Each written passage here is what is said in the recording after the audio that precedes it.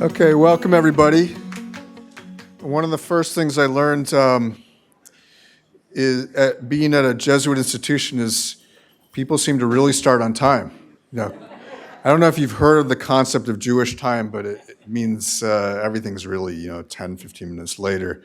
I think we're going to actually start on time, or roughly on time today. Thanks everybody for coming out. I think it's a pretty tense time in the Middle East right now.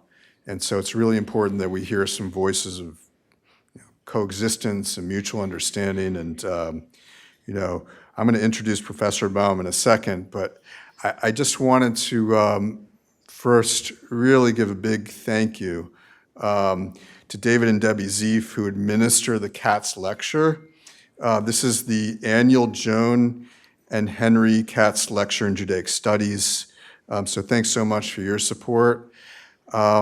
The Bennett Center, where we're housed, is also really grateful to David Crawford and the Sociology and Anthropology Department that has decided to co-sponsor this. I'm laughing because we got it wrong on the posters, but they're very forgiving, I hear.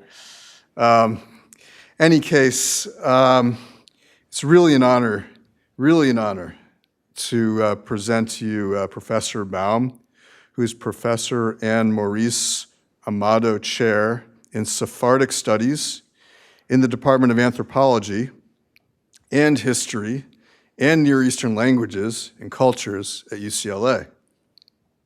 He spent much of his career studying religious and ethnic minorities like Jews, Baha'is, Shias, and Christians in post-independence Middle Eastern and North African nation states.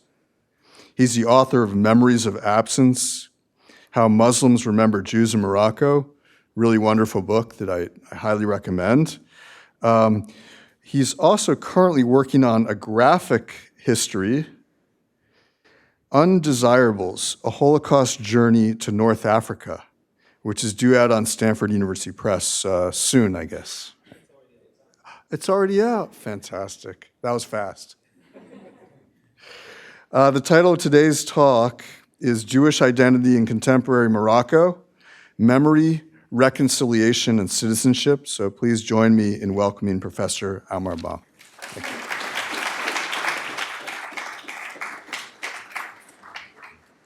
Thank you, Glenn. Thanks, David. Thanks to the Center for Judaic Studies and Department of Sociology and Anthropology for inviting me. This is great. I have to start with a personal story here because one of the reasons being here is really special for me because my mother-in-law, God bless her soul, Mexican, actually did go to school here at Fairfield. So my wife told me, you have to bring some cups and hats and whatever it represents Fairfield. So I did, the first thing I did this morning is go and buy that before I go back to LA, otherwise I won't be let back at home. Jewish Identity in Contemporary Morocco, Memory, Reconciliation, and Citizenship. On February 14th, 2019, I landed at Mohammed V Airport in Casablanca after a long, draining flight from Los Angeles with a short layover in Paris. I was scheduled to lead a cultural tour about Jewish history and Moroccan Judaism for a group of American Jews affiliated with the United States Holocaust Memorial Museum. As I arrived at my hotel, not far from the bustling nearby coastline neighborhood of the Old Medina, overshadowed by the oversized tower of the Grand Mosque of Hassan II, I got a warning notice from UCLA Travel to avoid the affluent neighborhood of La Corniche in Dieppe, where a protest against French musician of Algerian Jewish descent, Enrico Macias, was already taking place in front of the Megarama cinema facing the library and mosque of the King Abdulaziz Al Saud Foundation. In the last 2 decades, an anti-normalization movement with Israel has gained momentum to the extent that a number of Moroccan lawmakers advanced a bill in 2013 calling for the criminalization of trade with Israel before withdrawing it.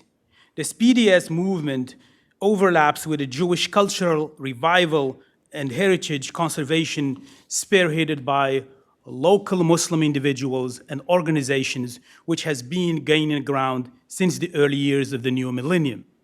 The revival of the sonic past and the cultural Jewish landscapes of Morocco is grounded in the Moroccan state policies that have partly made one of its primary economic objectives the repackaging of Moroccan ethnic and religious products for a global tourist, whether Jewish or non-Jewish. Unlike many countries in the Arab world where Jewish voices are muted and spaces are erased, Morocco has been able to preserve its Jewish cultural heritage, music, rituals, cemeteries, and synagogues despite anti-normalization discourse. In this context, the process of revival of Jewish sounds and cultural heritage has never presented a challenge to the state, and therefore Macias was able to perform despite the protest against his show.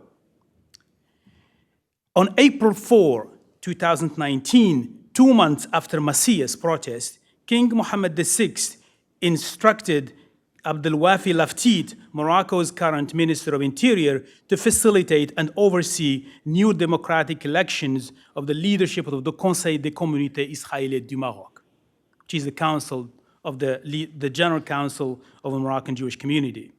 The last elections of the National Jewish Council was held in 1969, just a few years after the Six-Day War, which was followed by the massive immigration of Moroccan Jewish communities to Israel, Palestine, and other regions.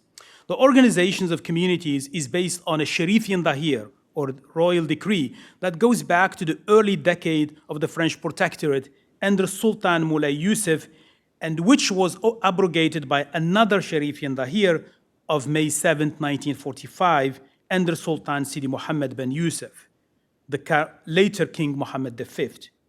On July 13, 2022, King Mohammed VI approved the establishment of 3 new national representative bodies of the Jewish community, which include, in addition to the traditional National Council of the community and its regional committees, a National Commission of Moroccan Jews living abroad, as well as a Foundation of Moroccan Judaism. These recent royal directives are preceded by the 2011 constitutional referendum, which officially recognized and enshrined the Jewish heritage as a constitutive element of the Moroccan nation's identity. Although the recent political, social, and economic context of Moroccan-Israeli normalization, which took place in 2020, may look as the leading impetus for these royal and statal decisions, I argue that these much-needed communal measures were decades in the making and are part of the government's engagement with the Jewish question during the reign of Mohammed VI. This work started during the reign of King Hassan II, but its rhythm accelerated and took different forms, particularly in media, civil society, and non-academic circles after the enthronement of King Mohammed VI in 1999. In fact, the historical memory of Moroccan Jews cannot be divorced from the larger reconciliation that Mohammed VI undertook in the years of his reign. In this talk, I will revisit this issue of reconciliation of the Moroccan society with its Jewish memory through an investigation of its Moroccan public expression through history, literature, media, and intergenerational memory, especially in the first 2 decades of the 21st century. Reconciliation is fitting here because the history of human rights abuse and state record during the years of lead, from 1956 until early 1990s, left their imprint on all Moroccans, independently of their religion. The monarchy has indeed, since the time of King Mohammed V, maintained a strong relation with its Jewish subject in the Jewish communities and the Jewish communities across the country. As a post-independent nation, Morocco continues its own search for a way to recognize and accept its Jews while being sentient to the question of Jerusalem and Palestine. In fact, it should be noted that since independence, King Mohammed V anchored the state's position towards Moroccan Jews and Israeli-Palestinian conflict by expressing his unhappiness with Moroccan Jews' exodus while refraining from blocking their immigration. During a meeting in the early 1950s with Joe Golan, an Israeli representative of Nahum Goldman, president of the World Jewish Congress, King Mohammed V, the grandfather of the current king, voiced his concern about the future of Moroccan Jewish families in Israel. Daniel Ben-Simoun captures this encounter in his biography, The Immigrant from Morocco to Israel. Golan encounters the king, or recounts the king's remarks in one of their meetings. And I quote here, "The Jews have lived in the most blessed country in the Maghreb, or North Africa, for thousands of years, long before the advent of Islam. They have thrived, lived among us, and continue to occupy a respected place in society. Why do they want to leave now, just when our country has won its independence and our people have been liberated? The Jews are an inseparable part of us. What kind of wild adventures are they going on? To a place plagued by conflict and uncertainty? I have heard that the families you take are sent to stark and welcoming camps. Most of them are from cities. I assume that the camps are temporary and that the immigrants live there until housing and work are found for them. That means suffering for people who have everything they need to live lives of honor and respect. We watch them go with anxiety and worry about their fate. May Allah bless them and forgive them for all the mistakes they are making. If I stop immigration now, I will be helping to destroy families. And I am more interested in family unity. The Jews of Morocco are my children. They remain Moroccans, and I will continue to protect them wherever they may be. If they want to return, they will be able to at any time," end of quote. Despite King Mohammed V's efforts to curb Jewish immigration until his death in 1961, many Zionist organizations, both official and clandestine, continued their activities in Morocco, facilitating the departure of large number of Jews from both rural and urban areas. In many regards, and unlike any other country in the Middle East and North Africa, the Moroccan Jewish state has adopted an exceptional approach to this complex matter. It is true that the number of Moroccan Jews decreased from 270,000 Jews in the 1940s to less than 3,000 Jews today. While the number of Jews living in Morocco diminished, their number increased in Israel, making over 1 million or close to 1 million out of 7 million Israelis. An important population that, unlike the 1970s, when Moroccan Jews were at the margin of Israeli society, constitute today a political force whose votes are sought after by all Israeli parties. Official Morocco still has yet to account for Jewish immigration and its impact on the historical process of erasure and inclusion of Moroccan Jewry in the national narrative. It could be said that the official dilemma lies in explaining why Moroccan Jews left to Israel and how their involvement in the conflict impacts their place in Morocco and the impact of Judaism itself. In 1961, following the sudden death of his father, King Hassan II ascended to the throne. It's very important for me to give you this context, then I'll go back into details because this context really plays a role in how we explain reconciliation and recognition and citizenship. So one more section and I'll move to the crux of the matter here. After the 1967 war, Hassan II and Moroccan political parties or Moroccan political leaders became deeply and directly involved in the Palestine issue, focusing particularly on the question of Jerusalem. In 1967, a few months after the Six-Day War, King Hassan II met with Palestinian leaders in Agadir, Morocco, and pledged support for their aspiration for a Palestinian state after he received a guarantee from the leadership of the PLO to work with him on a peace process with Israeli political parties.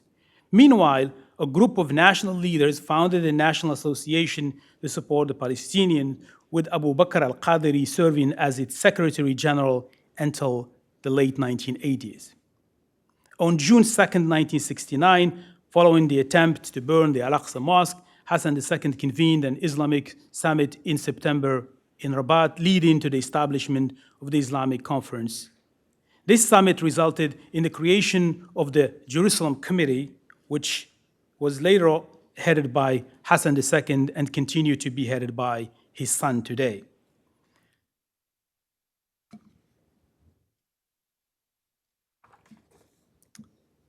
The Palestinian-Israeli politics, the anti-normalization calls, and the absence of a large Jewish population did not impact the official treatment of Moroccan Jews.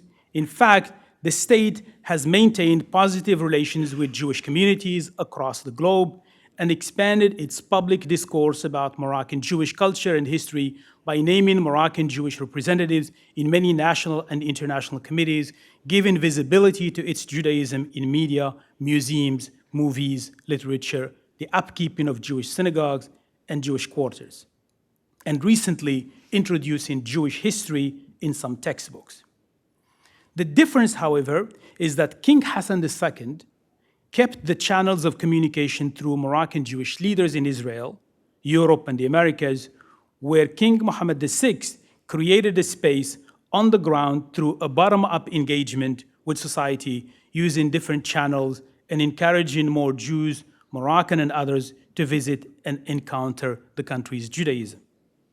Taking this into account, I turn my attention to highlight some of the general characteristics of the public debate of Moroccan Jews in academia and other fields in the last 2 decades.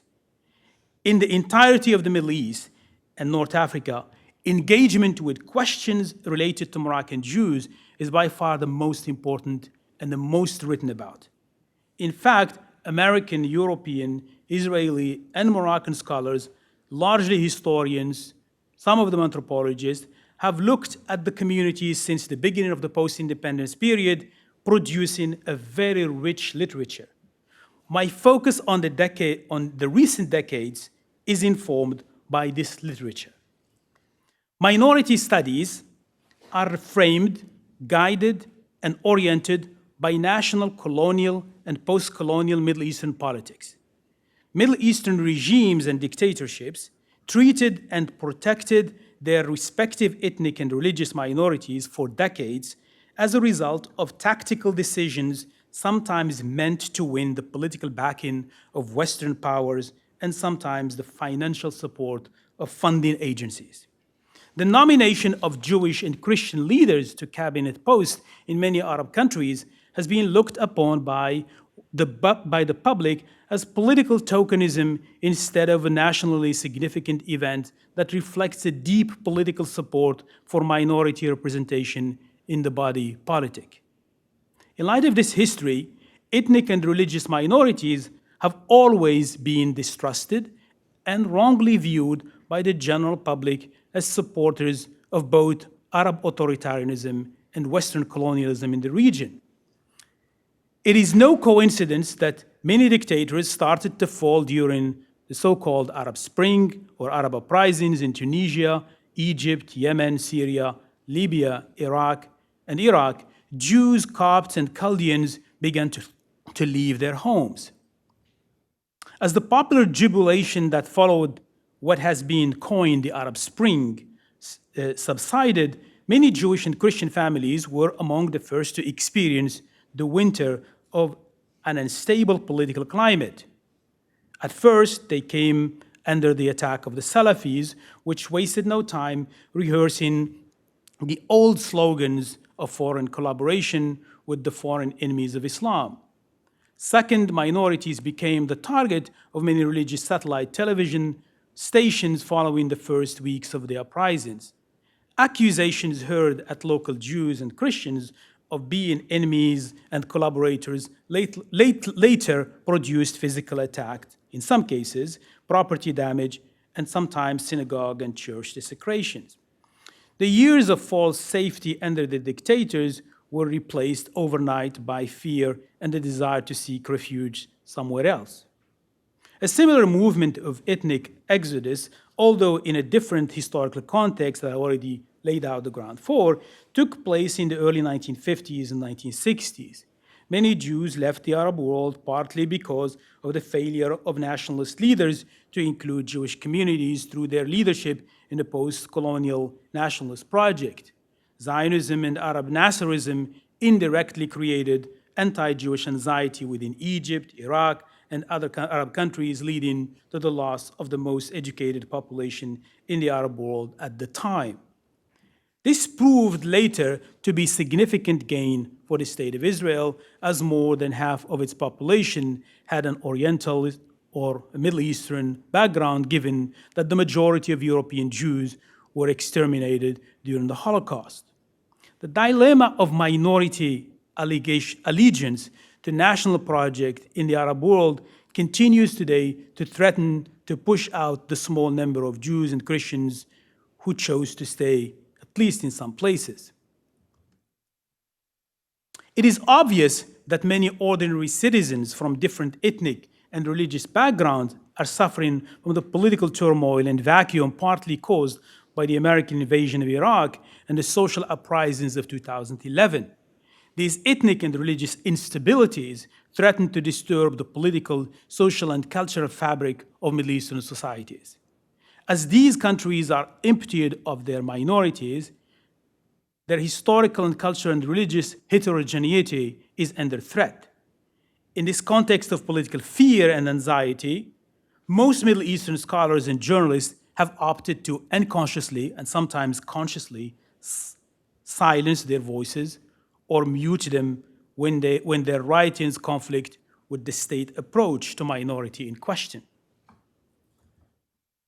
For instance, while in Morocco, Jews are a model minority and the only religious minority in the country, at least from the state's perspective, Baha'is and Christians are generally seen outside this official national and religious frame. The question of minoritization is guided by historical and legal reasoning depending on the country. The scholarship on the taboo of minorities is guided by these overt and covert official and bureaucratic nods of approval and signs of prohibition.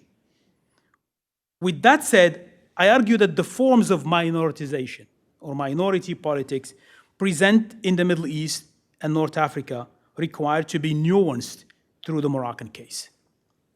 Despite the history of Arab, Palestinian-Israeli conflict, studies about Moroccan Jews are rarely silenced, as was the case in other parts of the Arab world.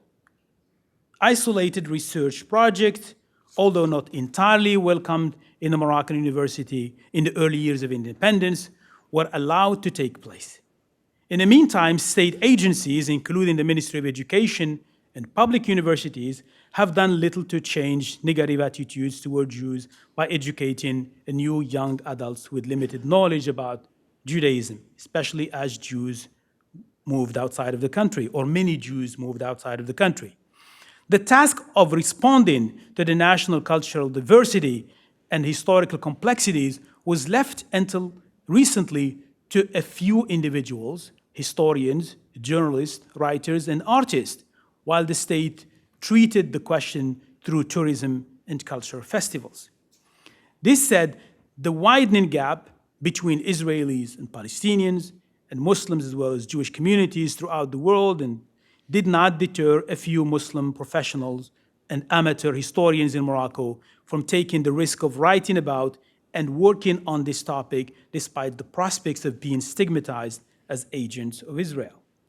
In fact, and before and after months following the normalization treaty with Israel, a number of amateur historians, which will come back later, these are people who have no knowledge, no education, and they write about Jewish communities of their villages and towns. That's what I call amateur historians. On local Jewish communities have been self-published on the Jews of Bijad, Bzou. These are small areas in Morocco, Qasr al-Kibir, etc. I argue that these amateur historians and histories indirectly contribute, especially in the last 3 years, to the normalization of the new political discourse, especially because they highlight the coexistence between Jews and Muslims of these regions. They build on the work that a recent wave of filmmakers and documentary makers have done about Jews and their relationship to Morocco before the immigration. Born in 1943, Abdurrahman Zenati is one of the few novelists who engage with the question of Jewishness and its absence in his hometown, Wujda, since the late 1990s. Zenati had a rough childhood in the northeastern city of Wujda, Morocco.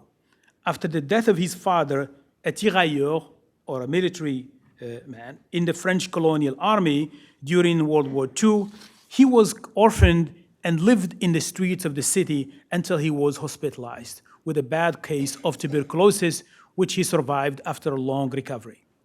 Without formal schooling, Zenati became a self-made artist and writer. Actually, he's one of the best artists. For people who like art here, just check the name. It's incredible. His paintings are incredible. He's not paid me for saying this, but really incredible work. While he is most known for his art and paintings, Zenati has written numerous novels inspired by his life in Wujda. Jews and Jewish-Muslim relations are central themes in his 32 novels and poetry collections. His most important, mostly self-published novels that touch on the subject of Jews and Jewishness, history and memory are Mon ami Chita, le Juif, mostly he writes in French, Le miel et la haine, et Merguez et Harissa. Writing exclusively in French, Zenati discusses different dimensions of Jewish history in Wujda, from Jewish life in Morocco to their migration abroad.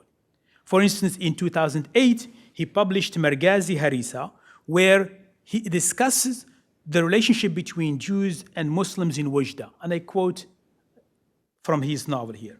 Wujda, at that time, was a corner of paradise on earth where Jews and Muslims lived in peace and in complete harmony. Artisans and merchants of the two faiths ran their shops side by side. Shamon, the Jewish tinsman who made vague objects, oil lamps, or various containers with tin cans, was the neighbor of Kutata, the Muslim, a vegetable merchant. The door of Mushi ben Adiba, the shoemaker, repairing old shoes and making sandals cut from automobile tires, faced that of Kashwan, the tailor. Marcel Azulai, the saddler, was neighbor with Bendali, the jeweler. Mordechai, the locksmith, was associated with Muhammad al-Alish, etc., etc. This example highlights some of the key characteristics of Muslim-Jewish memory that started to emerge by the late 1990s in Morocco in terms of writing and thinking about Jews of the country and their exodus through literature. As a Moroccan Muslim, Zenati reflects on his lived memories of the Jews of Wujda through a nostalgic prism of the past characterized by feelings of friendship and amicable relations with Jews. Zenati's account mirrors in many ways the perspective of Edmond Amr al-Maleh, who was interested in the question of Moroccan Jews and Zionism going back to the early years of independence. As political dissidents in the early decades of post-colonial Morocco, al-Maleh struggled to be accepted by the official history of Moroccan Judaism. Silencing the past, power and the production of memory. In Silencing the Past, Power and the Production of Memory, Michel Rolf Trouillot provides a critical theoretical framework for analyzing historical narratives. Trouillot argues that the history is a subjective recording of the past. Therefore, historians engage in the selective silencing of subjects. These narratives are what nations accepted as history with a capital letter, that members of society internalize as the foundation of their identity and being. There are many absent stories and viewpoints in regional and national histories, and historical erasure is reflected at the level of some textbooks. El-Maleh believed, who is a Moroccan Jew, by the way, El-Maleh believed that Moroccan Judaism remains at the center of this national amnesia because Moroccan history and historiography cultivated a selective writings toward its Jewish subject. This approach aborted the process of a serious and critical transmission of parents' and grandparents' memories and narratives about Jews to future generations. Therefore, al-Malih claimed that oral tradition memories represent a key alternative to defy historical amnesia imposed by official history. He therefore argued against a constructive nature of history, exposing what he called the tropes of power within the process of production of national text. In his 4 novels, Parcours immobile, Aylan ou la nuit du récit, Mille ans un jour, and Le Retour d'Abul Haki, he provides counter-hegemonic narratives that expose the signal-sided nature of official historical narratives and challenges their role in silencing memories. The theme of historical narration about Jews through the use of oral history and stories and personal testimonies was strongly advocated in his novels, and especially Mille ans un jour. In his novel, al-Malih underlines the long historical presence of Jews in Morocco, Mille ans in French means 1,000 year, and their abrupt exile, un jour, one day. He used the style of remembering developed by, in another novel called Le Retour d'Abul Haki, or The Return of Abul Haki, somebody who tells stories. At the center of this Malihian historical writing is the narrator who tells a story in the main square of the city and villages, like the characters of Zenati. Si Hamid in Parcours immobile offers a story different from the official narrative. And this is where you have the clash between families telling stories and whether the state is telling that same story. al-Malih relies on historical events, context of his characters, to expose or to express themselves without claiming that they know the truth. Without historical events, memory and writing cannot take place. Like Zenati, one of the central events invoked in al-Malih's work is Moroccan Jewish migration, which becomes a symbol of loss and an occasion for narrating why it took place.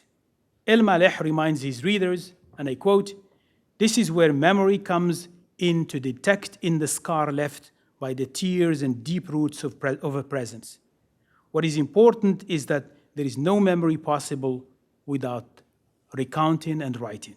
End of quote. In the early 1990s, the government tolerated a trend of revisionist writing on the post-colonial history of Moroccan Judaism. This is where you really start seeing the shift, mostly in the 1990s. This writing took the form of prison narratives, biographical accounts of human rights abuse, and journalism writings on post-colonial politics. The state tolerated the toleration or tolerance of a new historical account, such as Zenati and other amateur and professional writers about taboo topics, including Jewish immigration, led to a recent massive production of stories about one of the most controlled narratives in the post-independence Morocco, which is the Jewish question. Given this new context, al-Malih's literary characters reminded us about the sacred accounts of official history and cautions future historians. And I quote here from his work, "One of the good use of biography, of autobiography, beware, beware, brother, of this coup d'etat, of this subversion of the living order, of this subtle pleasure of composing a life on the docile whiteness of a blank page, composing it, savoring the little detail that humanize man." End of quote. Al-Malih historical narrative are told through a narrator that uses a monologue without beginning and ends. In the history of Moroccan Jews, has been selectively silenced and unconsciously marginalized, then writers should be allowed free and indirect speech to express the views that have been untold for decades through novels and literature. As Brahim al-Ghibli argues in his work, it is preceded by a school of historiography of Jews and Judaism in Morocco that began in the late 1970s. And I turn my attention here to the last section of this presentation to talk about some of the examples of how this history is recounted. Since independence, the state has opened its archives and institutions and granted permission to anthropologists to do fieldwork on Jewish topics and historians to write about archives, to write through archives. Histories and ethnographies on the Jews of the country were written by Moroccan and foreign scholars as early as the 1960s. Within the Moroccan university, especially University Mohammed V, the first main university in Rabat, German Ayyash, that you see in the middle, planted the early seeds of a conversation about the establishment of an indigenous Moroccan school of Jewish studies from within the country, especially at a time of a continuous Jewish immigration. This led to the emergence of what will later be known as the Rabat Jewish Studies School, led by Mohammed Kanbib, that you see on your left, and Jama' Baida, whose work focused on the Jewish communities and other minorities. And Jama' Baida is currently the head of the National Archives, who has been playing a huge role in actually collecting and expanding Jewish archives in Morocco today, both from within Morocco, and he's repatriating actually a lot of documents that deal with Jewish history outside of Morocco, back into Morocco.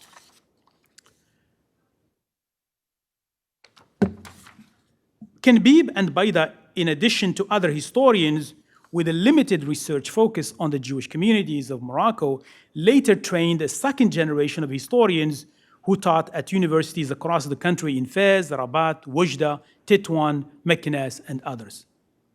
Ayyash called for a strong school of Moroccan Judaism within the Moroccan university based on a collaboration between scholars of Moroccan Judaism abroad and researchers within the country.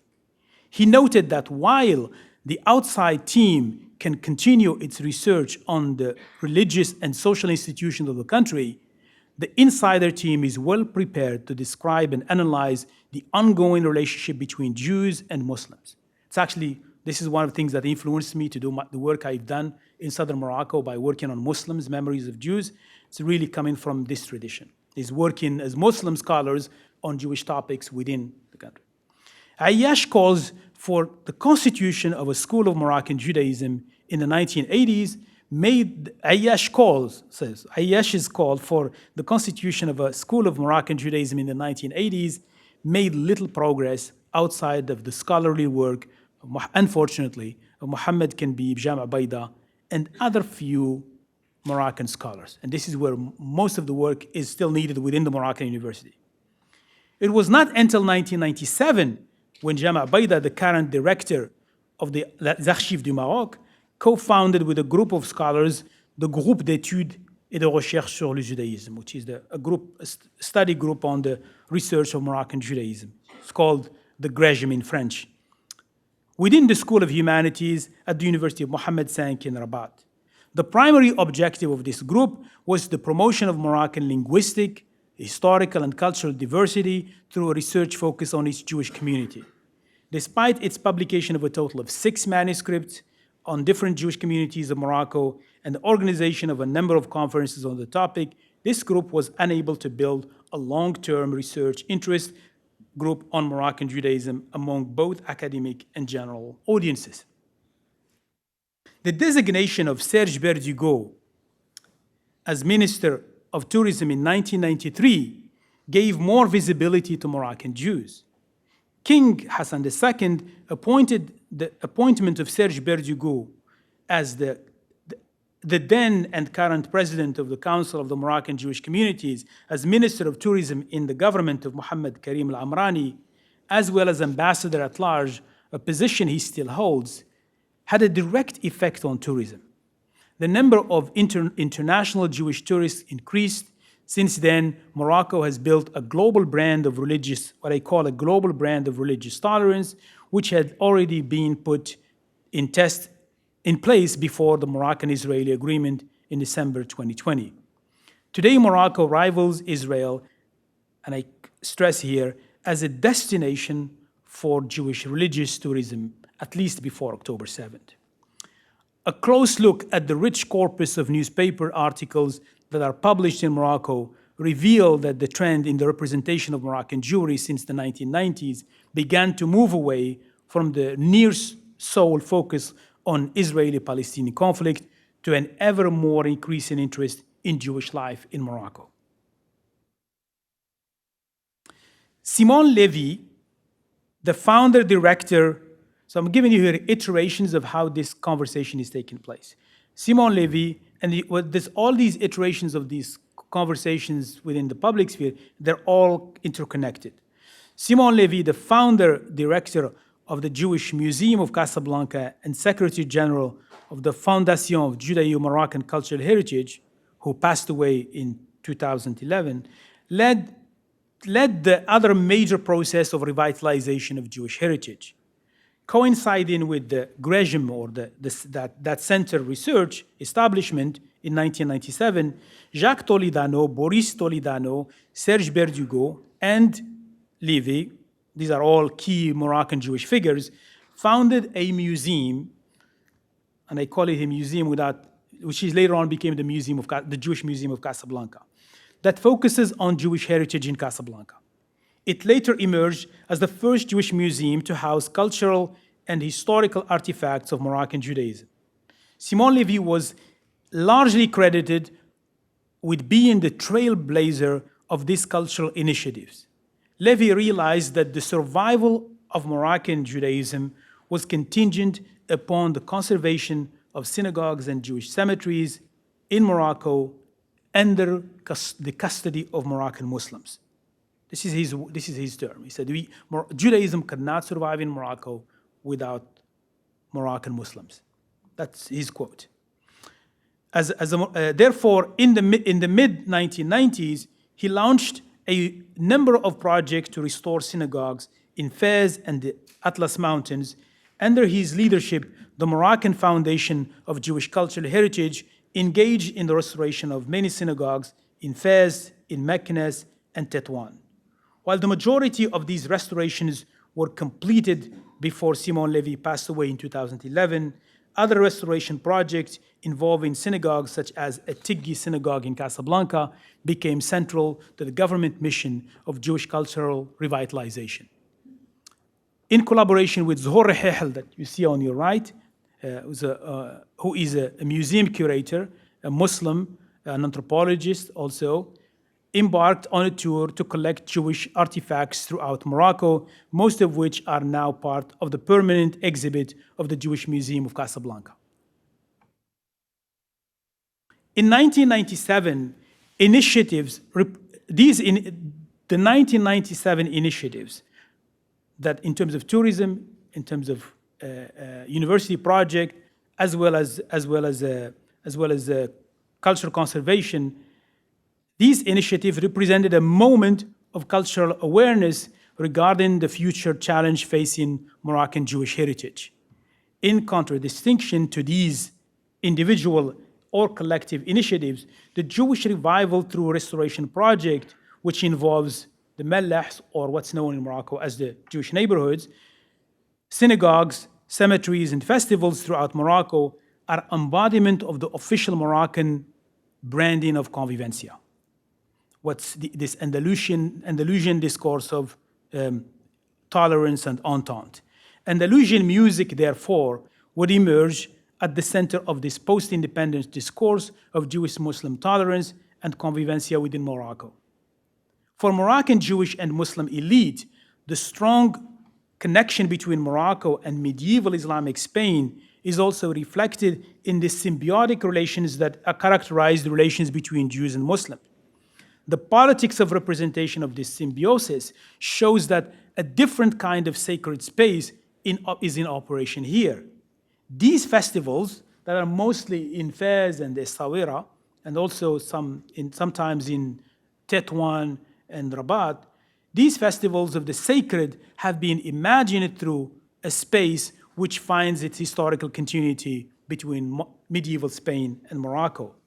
That is to say, although Jews and Muslims coexisted in medieval Islamic Spain, both found their final home after the Inquisition in Morocco, especially when the persecution of Jews leading to the Inquisition, as well as Muslims, forced them to immigrate partly to Morocco.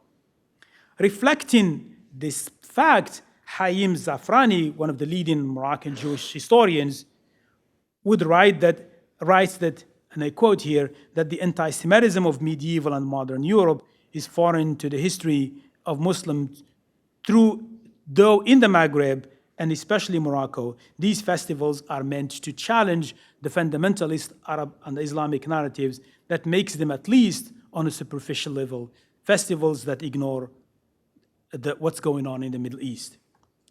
Their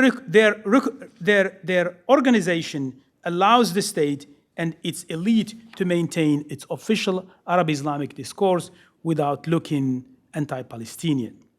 At the same time, this strategy enables the state to project an international image of democratization and respect of minorities. To conclude, and I'll give here three elements that highlight these connections and project the continuity. The local production of Moroccan Judaism is also done through films and documentaries. New museums, such as Beit al-Dakira in the city of Essaouira, novels and textbooks, and recently amateur non-specialized national and regional histories of the community. Against the backdrop of this popular movement, an increasing number of Moroccan Amazigh activists juxtaposed their Amazigh or Berbers, here I mean Berbers, the indigenous people of Morocco. Some of them were seen as more more pro-Israeli than Palestinians in general. That's at least what some describe them as, and they can answer some of these questions in the Q&A if you want. So they juxtaposed their ethnic identity to what they perceived as the dominant Arab and Islamic identity through the Jewish question. For some Amazigh activists, Moroccan society is required to rethink the attitude towards local Jews to accept them as part of its wider multicultural, ethnic, and religious fabric without looking at them through the lens of the conflict in the Middle East. In this perspective, the Jewish question equates the Amazigh question, at least to some of these individuals, and the history of Judaism is prioritized over Islam in Morocco from their perspective again. In the aftermath of the signing of the Moroccan-Israeli agreement, the history of Moroccan Jews has recently become a space for amateur historians, picking up on what universities have done, at least to some extent, in different regions of Morocco. Based on when I mean here, these amateur historians, Muslim memories and perceptions of former Jewish neighbors, these autodidact historians like Zanati, authors and leaders of civil society, such as Suktani, wrote and sometimes self-published Jewish histories of their villages and cities, reshaping the historical writing and pushing the boundaries of the historical profession. This trend of the historical writing was largely spearheaded by these individuals with limited and no historical or historiographical training. The recent normalization of the relations between Israel and Morocco accelerated the popularity of these histories, of these local historians, and the histories that they have produced and made available, to the extent that we're talking about more than 30 books in the last 2 or 3 years. Their writings are part of the new vernacular of encountering Moroccan Jews, not only through tourism, state public diplomacy, but also local historical memory. At the local level, this trend will expand the popularization of the institutional and official Jewish memory supported by the state, especially given the focus on Jewish-Muslim entente and its tendency to shift the debate from the Middle East to Moroccan public spaces. Like radio project Nasl Millah, I was listening to this group, to this popular musical group today, so that's why it's still in my head. So Nasl Millah, Nasl Millah is a radio program that was started by Zhour Hehel, the curator of the Museum of Casablanca, and it's basically introducing Moroccans who has never met Moroccan Muslims who have never met a Jew. They have no idea about Jewish culture and Jewish rituals, and they interview somebody in Arabic, in Moroccan dialect, on every week, they're basically bringing education to the home through the national radio. So it's a very popular radio. Like the radio project Nas al-Mallah, which Zhor Hihal presents at Med Radio, amateur writings about Moroccan Jews fulfills many objectives, especially mainstreaming knowledge about the Jewish community through memory writing in a style and language that can be read and understood by local population, including illiterate population. Although amateurs of Moroccan Judaism lack formal education and academic credentials in the field of Jewish studies or history, their style of presentation, of presenting their knowledge about their respective communities in Arabic, supports the government media and its new strategy of balancing its normalization of relations with Israel and advancing Palestinian-Israeli discussions. Equally important, the emergence of new associations in the civil society that inform and educate the general public about these local histories through an expansion of the cultural and revitalization, but also at the local and regional level, such as festivals of Jewish-Muslim relations in many towns and cities. These new initiatives that emerged post-December 22nd, 2020, could be new educational platforms that fill the gap left by the Ministry of Education for years in terms of Jewish historical awareness in the context of memories of Jewish absence in the classroom. They could also be effective in informing the general public about other possibilities of learning in Darija, which is the Moroccan Arabic dialect, or in Amazigh dialect or Berber dialect, therefore reaching the communities that cannot read French, English, or even Arabic. Yet, of all the important assignments to Jews as inseparable to the Moroccan nation expressed in the Constitution of 2011, few official steps have been taken to instill this knowledge through public education, especially in the universities. In the tension and debates over the causes and events related to the mass immigration of Jews and the political communal violence between the Palestinians and the Israelis, especially in the aftermath of October 7th and the ensuing war in Gaza and beyond, Jews as living historical actors remain invisible, marginal to the nation, especially in a long durée way, and sometimes negative as a whole. It is up to schools to correct this trend if Jewish minoritization has a chance to be visible to future generations of youth outside television and cinema screens and platforms. On May 2nd, 2020, just a few months before Morocco and Israel signed their official normalization agreement, musician and songwriter Sheikh Moujou, those of you who understand Arabic or can like music, he's one of my favorite Moroccan Jewish singers, by the way. Think through his stories, you can read, you have a history, you learn about the history of Judaism in the country. That's why music sometimes is a historical textbooks, I believe. So on Sheikh Moujou passed away in Kiryat Ata, Israel. Born Moshe Atiyas in Meknes in 1937 in the Mellah of Meknes, Moujou immigrated to Israel in 1962. In a 2007 interview, he nostalgically expressed how much he dreamt of revisiting the streets where he grew up in Meknes, learning Malhoun, which is a musical art that has an Andalusian origin and background, which I later found to be located on the street that used to bear the name of a Palestinian, that used to bear the name of Rue Talmud Torah, and later on was named after Rue Sinai. Yeah. This is all the politics of street naming. Also, the space also. So that you don't see this in a lot of cities and neighborhoods in Morocco, but you see it in some places at some moments.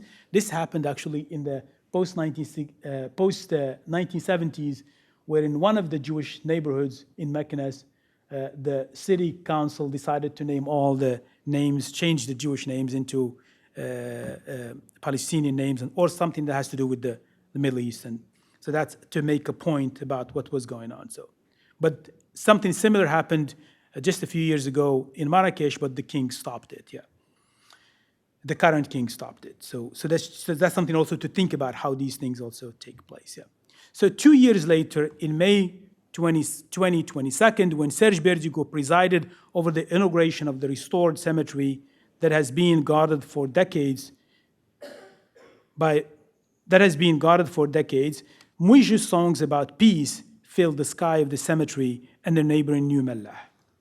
There is no doubt that more spaces are opened for larger and more inclusive national conversations about Moroccan Jews in the last 2 decades. Yet, as Trujillo suggested and El-Maleh underscored in his writing, the historical transmission is still administered by official narrators and who control the platform of Jewish histories and memories in the national, and therefore regulate discussions on Jews as a model minority. Only a limited space has been granted to individuals with public access to Amazigh and Arab audiences. El-Malehian dream of a serious and diverse national discourse of engagement with the Jewish question is yet to be fully achieved. As a theme of Jewish memory, memorialization, and anti-normalization in the post-Abrahamic Accord and October 7 era gains central stage in Morocco, the Jewish question needs to be debated by other different storytellers outside the authoritative and restrictive official history of memory shadowing, memory making, and memory erasure. In the words of El-Maleh, the Jewish question in Morocco needs a flexible historical narrative that allows the multiplicity of voices and languages as Ayyash recommended, and the states in the 1990s allowed to a large extent to take place. It also requires a participation of new storytellers, biographers, and historians, Jewish and Muslim, to engage in a dialogic process of remembering and facing the silences and traumas of official history. In this context, as personal memories emerge and collide with each other and contradict themselves and challenge or approve of official history, new civic spaces will be created for Jews and other minorities, for Jews and Muslims to participate, and therefore upheld the legal and civic obligations outlined in the new Constitution of 2011. Thank you.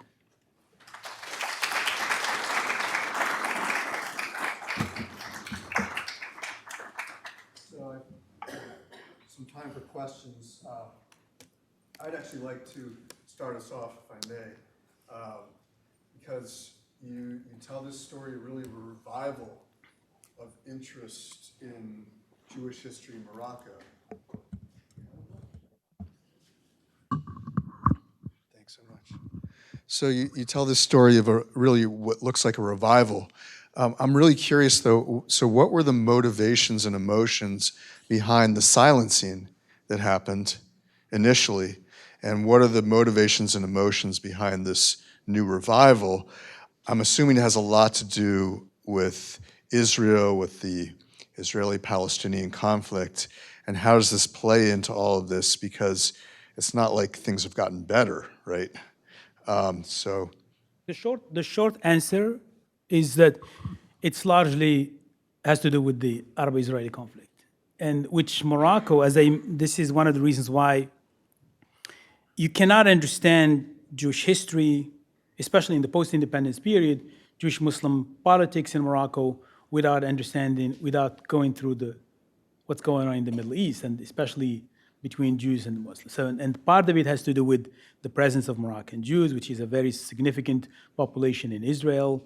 The idea that I talked about, allegiance, there's all conversations about allegiance to whether Moroccan Jews have allegiance to Israel or to Morocco, which is debated by different political parties. And then also the fact that also the majority, and I write about this in my first book, and which I think a lot of what I researched between 2000 and 2004 is still true in this moment, in this current moment now, is that you can't, memory and perception, stereotypes, positive stereotypes or negative stereotypes are still, I think, defined by what's going on in the Middle East. Even though still the Moroccan can still make a difference between Moroccan Jews as native to Morocco. You can go to, and I've seen this with my eyes in different encounters.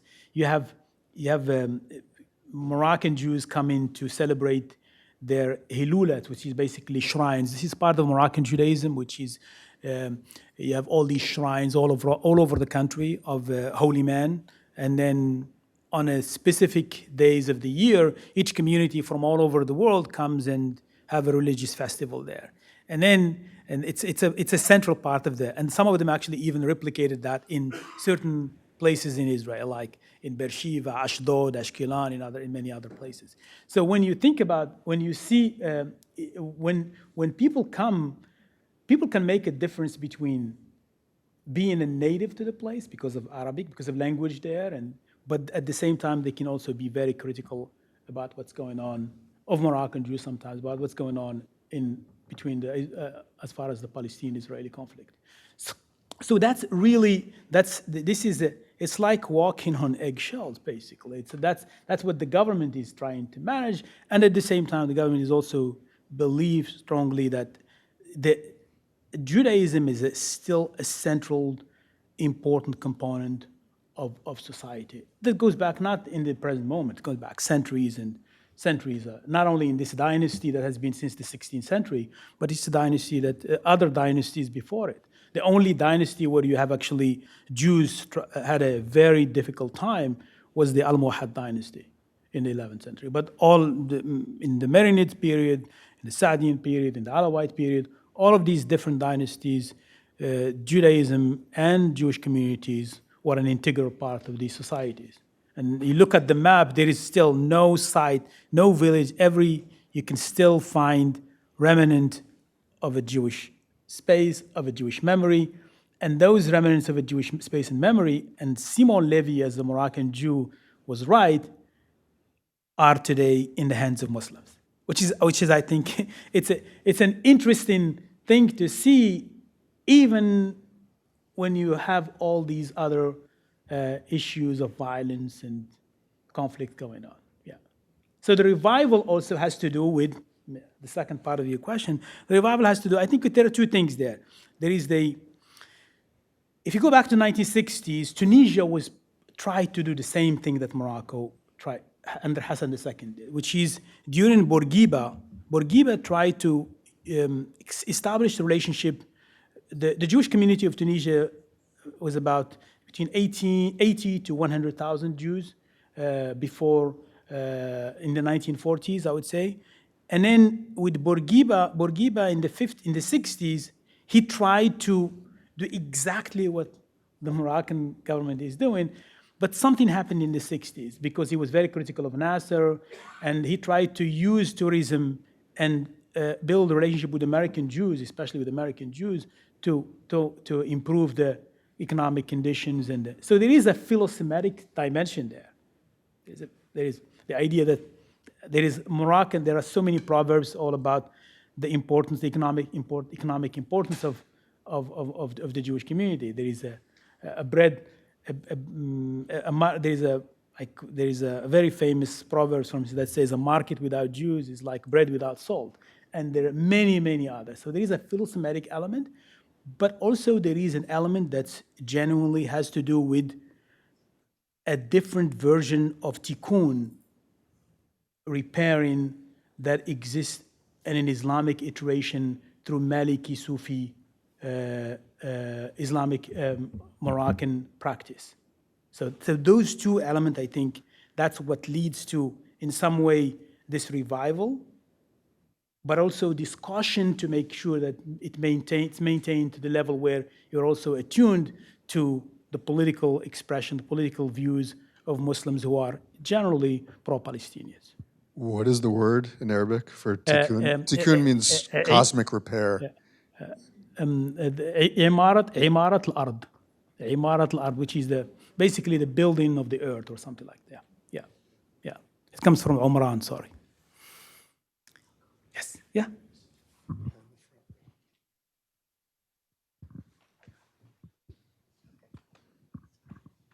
Thank you so much for the presentation. It was quite insightful. Actually, like my question follows his question because, okay, it's because of the Palestine-Israeli conflict from one part. But again, if we're going to see before the normalization of the relationship between Morocco and Israel, the Moroccans were like, let's say, like pro-Palestinian, and they had like a position against Israel. But then when Morocco has normalized the relation, we can see that the position of Moroccans has changed, and I have experienced this myself.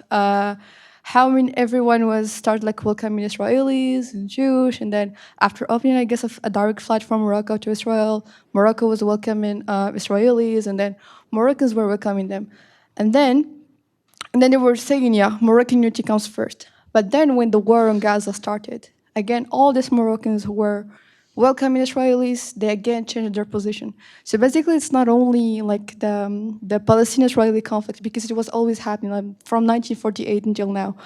So this is my first question. So what are the other reasons that has led to this revival and now to the change of the position? And the second question is regarding the Jewish community, because they still exist in Morocco. I mean, if you said in different cities we have like neighborhoods for Jewish communities. I mean, they are living with the Moroccan community, and I know like in some demonstration in Morocco against the genocide in Gaza, some Jewish people were participating, like Son Asidon. But what about like the other Jewish community? I mean, how have there been like any tensions between Moroccans and Jewish community? Because I honestly have no idea about that.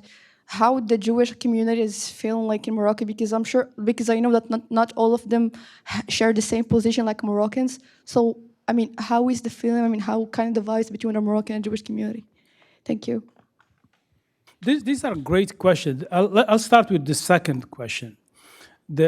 For me, I don't know. I don't know the position of the Moroccan Jews because I think I would suspect that it's going to be diverse. It's going to be people will probably most people or some people, I don't know, want the war to end.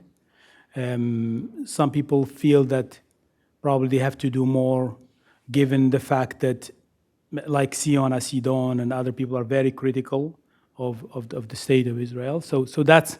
But I don't know. You have to do either an anthropological study or interview or assessment to know exactly, because it's a very diverse community. And know also the majority of the community is in Israel. So I don't know. So that's number one. Number two, these changes, I think they're normal. They're really from one element to another, because I think they're tied to an economic project and a political project that's driven by the top, by the state, and the people might have I have people who have different opinions about it, whether it's the way it's being outlined, whether it's the right way or not. So people have different ideas about it, but they, at the same time, they think because it's coming from the king and then it's being approved by the king, it's probably the right thing to do. But what's the same thing, for instance, happened in 2020. I didn't see that different from 2024, because Moroccan Jews have been going even back before even Oslo agreement in the 1980s, in these tourism projects that are connected to religious tourism have been part of the country's history going back to the 1980s, even at a time where the relations were not official relations. But what explains where the idea that to know that people actually were on board with the normalization, I don't think we have anything, unless we do a very serious local or detailed ethnographic work. I think we won't be able to know the reality. What I can say from this is why this is a top-down, informed by some of the work that I've done in different communities, is that this is a project that has been going on for decades, that is part of a state policy about that a difference between making sure that there is a respect and there is a place for Jews and Judaism with all the different opinions in the country, and at the same time making sure that the country and the government and the monarchy and other political parties engage consistently and continuously on figuring out a way how to help solve what's going on in the Middle East. Those two things are going hand in hand. They have been successful? I don't know, but I'm just giving you an ethnographic, anthropological overview informed by historical data. Yeah? Yes? Yeah, I'm Troy Land, and I am affiliated with the Center for Today's Studies. Thank you. I'm Joy Land. I'm affiliated with the Center for Today's Studies at the University of Connecticut at Stewart. I just have a comment. First of all, thank you for an informative lecture. Second of all, maybe you're aware of this, or you might be aware of it. There is a Museum of Jewish Cultural Heritage in Casablanca, and it's also run by a Muslim woman, Morocco. It might be the same one that you've focused on next to Shimon Levy's book. And one of the people who is affiliated with is a Sephardic Jewish woman named Vanessa Paloma Elbaz, and she has organized what she calls a sound archive, meaning she has recorded the songs of Jewish women in her community, also in Casablanca, but in other communities, and she has preserved them in this archive. And I think that's an important note, we're talking about music, to add to your very valuable contribution here. Thank you. Yes, I am aware of Vanessa's work. And Vanessa, mostly what she's trying to do is record the songs of older generation, mostly of women, in the North through basically Spanish-speaking communities. And through that, there is a movement also to how to read the history of the Sephardic community through these songs. And it's very similar. It's not as similar, but also it's part of a tradition now that a lot of historians and anthropologists are trying to do, which is read histories of Jewish communities and non-Jewish communities through music. And Chris Silver, for instance, at McGill, has done an incredible job by looking at different stories of Moroccan and Algerian and Tunisian musicians, Jewish musicians, as well as some Muslim musicians, and through that, read the stories and read the history of these relationships. So it's a part of a new wave of how to use music to think about social histories and political histories, yeah.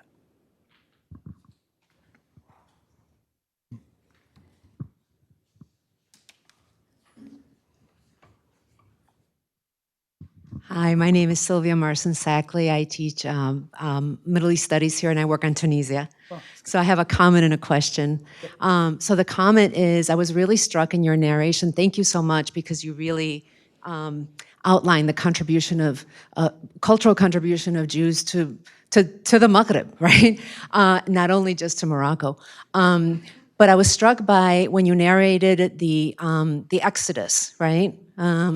That the king didn't want the Jewish community to leave, that they weren't pushed out, right?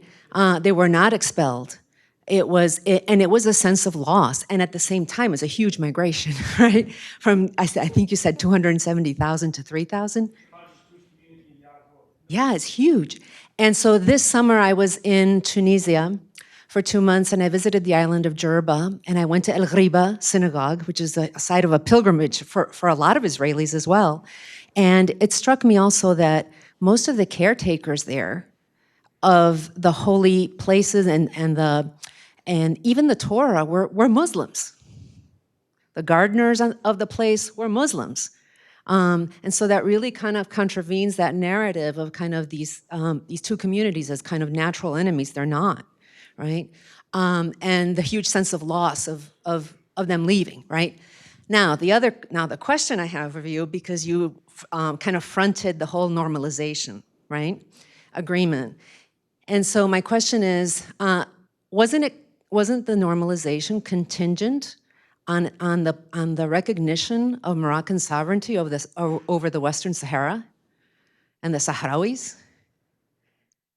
I mean, wasn't that also part of it, right? And that this was in 2020, right? Over Trump, you recognize Israel, we will recognize that you have sovereignty over the Western Sahara, which is a huge issue, right? It's a huge colonial issue, almost mirroring the whole Israel-Palestine question, right?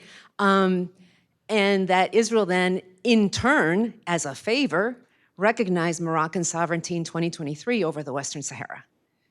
So That's a great question. So first of all, the question of, I'm not gonna talk on a personal level here because I'm from that region. Now I'm from the South, so I have. But I think let me first explain to the audience who don't know the question of the Sahara or the Western Sahara, what Morocco calls the southern regions. This is part of a region in the south that was under Spanish colonialism, just like northern Morocco. And when Franco left the Moroccan government under Hassan II, did this, what we call the Green March, to reclaim the land. There are some people, Sahrawis, who think, from that region, who think that it's not part of Morocco, but this is a huge debate, this is a huge debate. I personally think that I don't know what the government has in mind when they did that, when they linked the two, which is for me as somebody from there, I don't think it matters personally. I don't think it matters because it probably mattered to certain people but for the lot of people, Sahrawis that I know personally, that it doesn't matter. It really doesn't matter, including me, because because of the tribal dimension of that, because of a lot of other elements that I think it requires 5 or 6 hours just to explain the basics.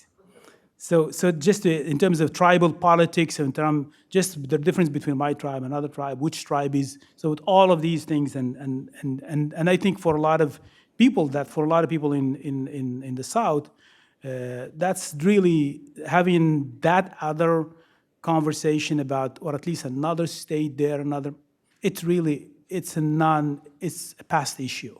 Now, I think to answer your question, and that's why a lot of people were critical of it. A lot of Moroccans did not like it, did not like that connection, because they say we don't need to link the two to be recognized. So there's a huge conversation. About that. But it was done because for the country that's a very, very important issue. It's probably one of the most important issues on a diplomatic level, on the national level.